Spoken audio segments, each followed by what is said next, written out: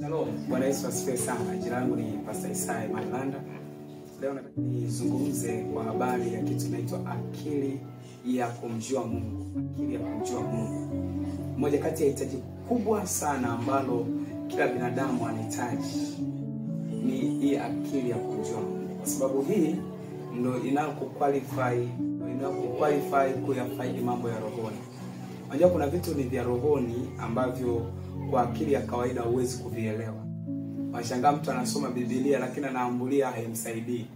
Hii Biblia ina uwezo wa kumsaidia mtu, lakini inawasaidia wale tu waliojaliwa kuzijua akili za rohoni, kuzipokea akili za rohoni. Kwa kwanza wa Yohana sura ya 5 mstari wa 20, maandiko yanasema hivi: nasi twajua kwamba mwana wa Mungu amekwisha kuja, naye ametupa akili kwamba tumjue yeye aliye wa kweli, nasi tumo ndani yake yeye aliye wa kweli, yaani ndani ya mwana wake Yesu Kristo. Huyu ndiye Mungu wa kweli na uzima wa milele. Nisikilize. Akili ya kumjua Mungu chanzo chake kikubwa ni mtu kumpokea Yesu. Yesu akishaingia kwenye maisha yako, kitu cha kwanza atakachokupatia ni hii akili. Na ndio maana kwenye kitabu cha Petro wa kwanza sura ya 2 mstari wa 2, maandiko yanasema hivi: kama watoto wachanga yatamanini maziwa ya akili yasiyogoshiwa, ili kwa hayo mpate kuokolia wokovu. Manake kumbe Yesu anachokifanya akija kwenye maisha ya mtu, anampa akili, ambayo akili inahitaji maziwa yake. Ni maziwa ya akili ya aina hiyo ambayo ni neno la Mungu. Kwa kadri mtu anavyotumia maziwa yale ya akili ya kiungu, ndivyo ile akili inavyozidi kuongezeka. Kwa lugha nyingine kwamba tangu siku ulipookoka, ulimpokea Yesu, ulipokea pia akili ya kiungu. Na hii akili ya kiungu unaipokea pale ambapo Roho Mtakatifu anakuwa amepata nafasi kwenye maisha yako. Kitabu cha Ayubu sura ya 32 mstari wa 8. Ayubu 32 exactly ni mstari wa 7. Naomba nikusomea hapo. Reba shika prana maseketa.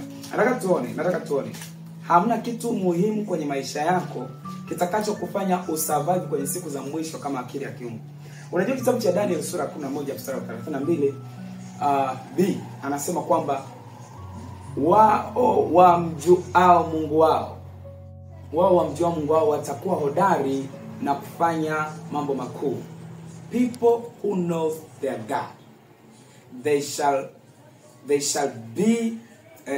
be strong and they shall do exploits. Listen, it is very, very important.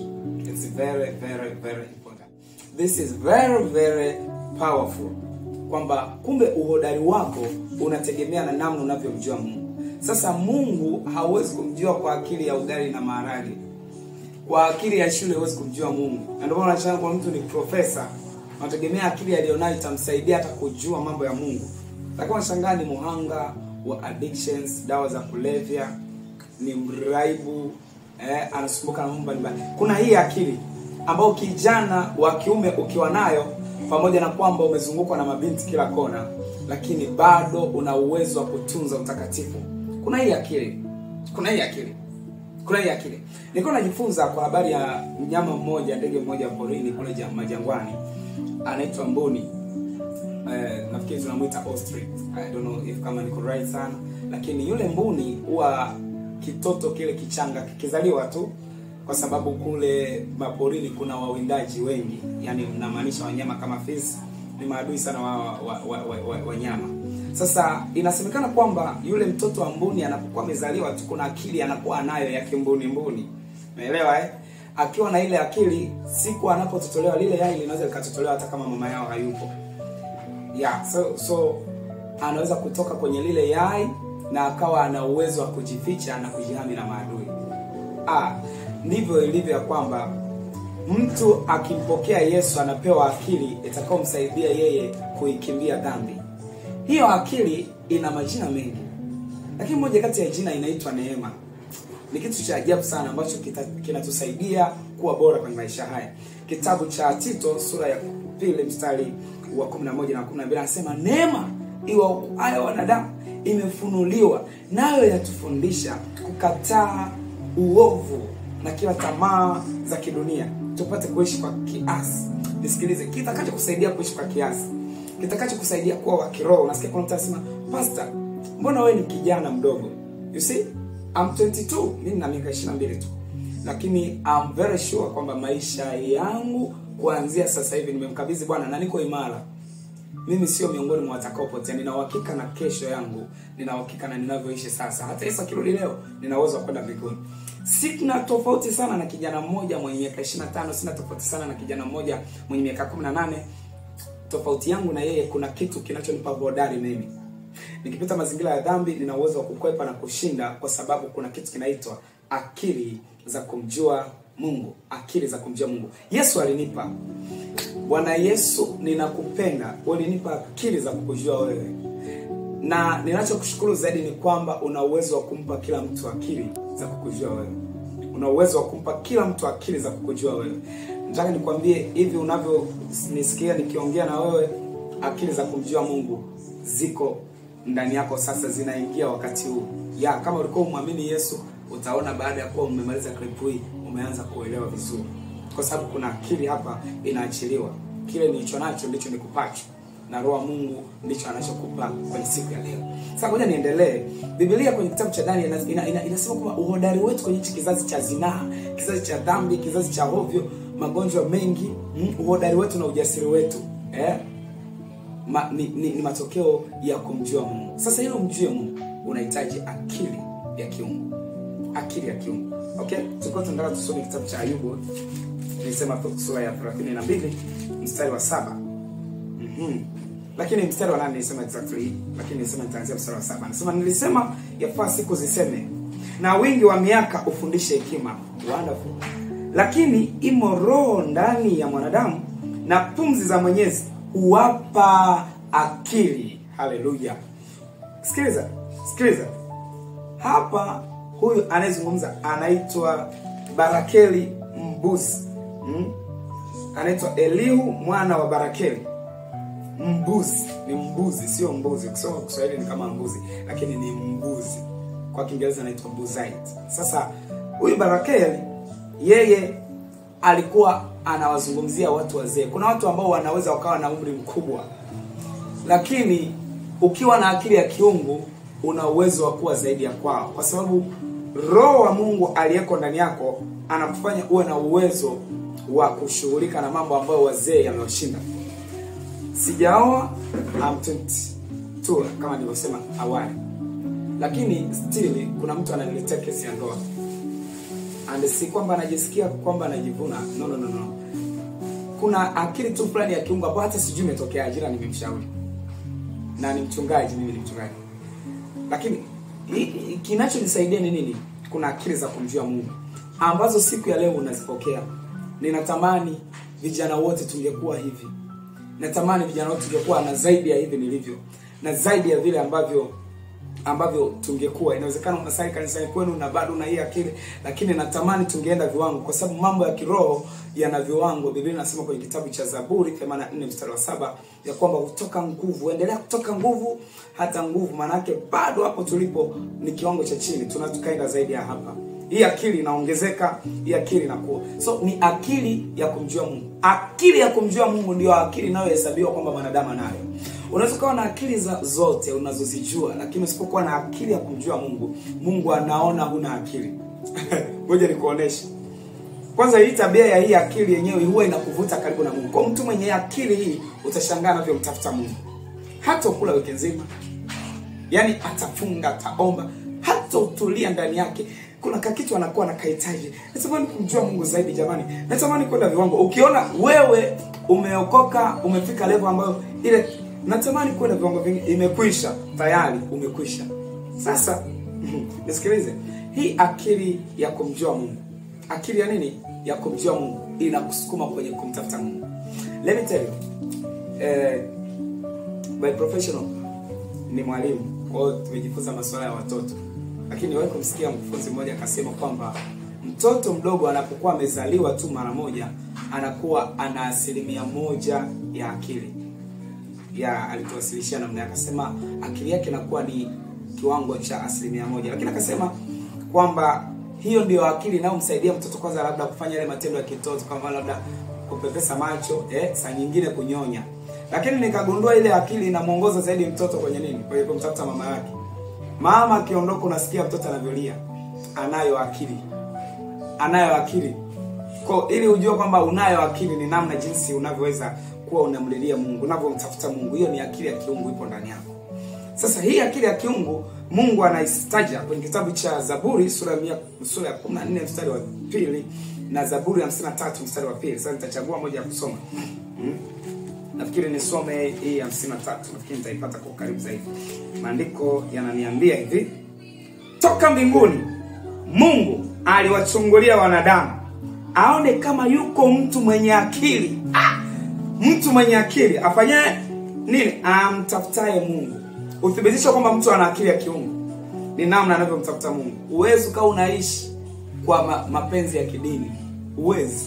Hiyo level ya kutembea na Mungu wa dhehebu ilishapitwa na wakati na haiwezi kukusaidia kwenye kizazi hiki. Na ndio maana kuna wanadini wengi, wanadini nzuri lakini bado ni watenda dhambi. Akili haijawaingia.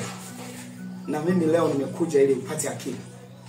Ili upate akili, hata kama ni mzee, hata kama ni mtu ni wa namna gani, kuna akili na itangaza leo. Mungu huwa anawapa watu akili. Kwa hiyo nasema ili aone kama yuko mtu mwenye akili ya mtafutaye. Yaani mwenye akili tutamuona namna anavyomtafuta Mungu.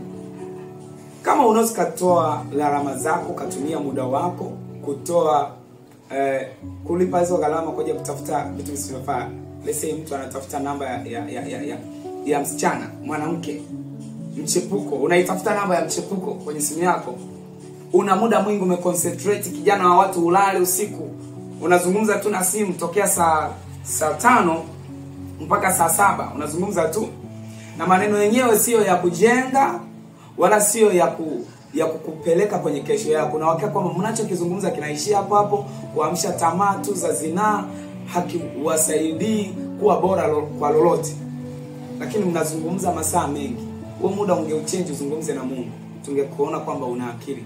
Kwa Mungu akichungulia akakuona unaishi maisha ya staili hiyo, anaona kwamba bado hajajipatia mtu mwenye akili. Nakumbuka kitabu kile cha Danieli, kuna wakati mfalme alikuwa anasema, basi mtafute watu wenye akili. Jitafutieni Yusufu alipotafsiri ndoto ya mfalme kwenye kitabu cha Mwanzo, I think sura ya 39 nafikiri kuelekea 40 huko. Alipotafsiri ndoto ya mfalme akasema, mfalme, ndoto hii nimeiona, tafsiri yake ni 1 2 3, lakini sasa mfalme na atafute mtu mwenye akili. Ndugu yangu, kwenye ajira watu wanatafuta mtu mwenye akili. Unajua mtu mwenye akili hizi za kumjua Mungu ana improve kwenye maeneo yote. Anakuwa bora kwenye maeneo yote. Na ule ubora unafanya awe kivutio cha wengi, awe kibali cha wengi. Ajira sio ngumu.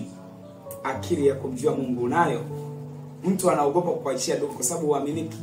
Una akili ya kiungu, una akili ya kumjua Mungu. Akili ya kumjua Mungu nayo. Akili ya kumjua Mungu, kwa moja kati ya kitu inafanya ni kuanza kukusukuma kumtafuta Mungu. Utashangaa unafunga, unaomba, unaabudu, unawahi ibada, unamtafuta Bwana kwa sababu una hii akili. Akili ya kiungu huwa inamfanya mtu pia awasaidie wengine. Ushahidi kwamba kuna akili ya kiungu ndani ya mtu ni utaona bidii yake kwenye kuona shauku ya watu wengine wanamjua Mungu. Shauku yake inakuwa watu wengine wamjue Mungu. Kwa mfano, ninapokufundisha hivi, kuna akili ya kiungu, sio mimi kwa kweli. Sio mimi, kuna akili ya kiungu imeingia ndani yangu, ikaniathiri kiasi kwamba siwezi kunyamaza. Nilikwambia ili akili ya kiungu imuingie mtu ni pale anapoweza kukutana na Yesu. Maandiko kwenye kitabu cha Yohana sura ya 4 mstari kuanzia wa 20 na kuendelea. Almost ukisoma ile sura nzima inazungumza tu kisa kimoja maarufu zaidi kwamba cha yule mwanamke aliyekutwa pale kisimani. Wakati Yesu alipozungumza naye, yule mwanamke alipata akili. Alipopata akili akaenda kule Samaria akawaambia watu habari za Yesu na watu wakakubali Yesu. Lakini hatuishii hapo. Ukikutana na Yesu lazima shughulikie suala la akili. Kitabu cha Luka sura ya 24 mstari wa 46, mstari wa 45, naomba tusome mstari wa 45. Luka sura ya 24 mstari wa 45. Maandiko yanasemaje? Karabashataka bayana manteketeria. Maandiko yanatuambia hivi. Wow. Ndipo akawafunulia akili zao wapate kuelewa na maandiko. Waenda mtu anasoma Biblia haelewi chochote, ila ameokoka. Nikwambia akili zipo, isipokuwa zimefunikwa. Zinaweza zikawa zimefunikwa na taarifa mbaya kwa sababu naangalia movie kuliko kusoma neno. Hivyo ni vitu vinavyofunika akili. Kwa haya majamaa akili zao zilikuwa zimefunikwa. Na ndio maana unaona yamekaa mle njiani, sio kama yanajadili neno, yanajadili taarifa zilizoenea mjini. Angalia taarifa zinazoingia ndani yako. Zinaweza kukufunika akili yako usielewe maandiko. Na ndio maana unaingia kanisani unasikia tu usingizi, unasikia ulale usingizi yani. Wewe ndio unaona fresh kumbe akili yako imefunikwa. Ulikuwa unabishana moyo wako kaumizwa, timu yako imefungwa, akili inafunikwa. Ukifika mchungaji anahubiri unaona yani kila kitu anakukosea. Ukitaka kufanikiwa, heshimu kitu kinaitwa akili ya kiungu, akili ya kumjua Mungu. Do you want to know God? It is not simple by your mind. Biblia inasema in fact ya kwamba akili au hekima ya dunia hii ni upuzi. Lakini kuna hekima iliyo safi itokayo juu. Katika jina la Yesu Kristo. Nataka niombe na wewe hapo ulipo. And I allow the power of the Lord to touch you wherever you are watching from. I'm here. I want to pray for you right now. Father, in the name of Jesus. Kuna mtu ambaye kiu yake ya kusoma Biblia ilikuwa imeisha, kiu yake ya kusoma neno, kiu yake ya kumtafuta Mungu, kiu yake kwenye mambo ya Mungu. Alikuwa hawezi kuomba, alikuwa hawezi kutulia na mambo ya Mungu, alikuwa ameshindwa kuacha ile dhambi. Wewe dhambi ninakuhukumu kwa nguvu za Roho Mtakatifu. Haupaswi kuyaonea maisha ya mtu huyu. Ninazirejesha akili zake, akili zilizotiwa giza, akili zilizotiwa giza. Neno la Mungu lililopita leo ni nuru, na ninagonga kila moyo mgumu ambao umekuwa kama mwamba ili kuzuia hii mbegu isiote na kukua ndani yako kwa nguvu za Roho Mtakatifu. Mungu, ninaomba pumzi yako imuingie mtu huyu kuanzia saa hii. Pumzi yako imuingie mtu huyu. Pumzi ya Bwana inakuingia wakati huu. Akili yako itabadilika. Akili yako itabadilika. Let me give you a little testimony then niendelee. Naweza kusema amen. Sasa nakumbuka siku moja mdogo wangu alikuwa ni mtu ambaye amepoteza akili ya kumjua Mungu. So hayuko interested na mambo ya Mungu. Nikapata taarifa kwamba he is not interested kwenye mambo ya Mungu. Akasema how? So I prayed for him. Na kiume nilimuombea. So nilipomuombea ni kwa njia ya simu kama hivi. Upokeaji unatofautiana. Nikamuombea na Mungu akampa akili. Kitokea pale akaniambia sio msumbufu tena. Ametulia. Ni mwaminifu kanisani. Siku hizi ameanza kuimba na nyimbo. Tokea nilipomuombea. Nikuhakikishie Mungu wetu kimwomba hata hayuko mbali. Mimi nimekuombea, nikuhakikishie Mungu anataka tu ushirikiano wako. Kuna kitu kimeshapandwa ndani yako, kuna kitu utakuwa unaiona ndani yako. Ipe ushirikiano. Kuna chuki fulani ya kuchukia dhambi, kuna kutamani kuishi maisha masafi, yatakusaidia sana. Mpe Mungu ushirikiano. Lakini pia kama una changamoto yoyote zaidi, dhambi nguvu yake ni giza au usiri. Ukiweza kupata mtu mwenye nuru ukamuelezea, atakusaidia na itakuwa sawa. Unielewa? Kwa hiyo unaweza kutumia hii namba 0746 41 84 81. Narudia tena 0746 41 84 81. God bless you. I love you. Thank you so much.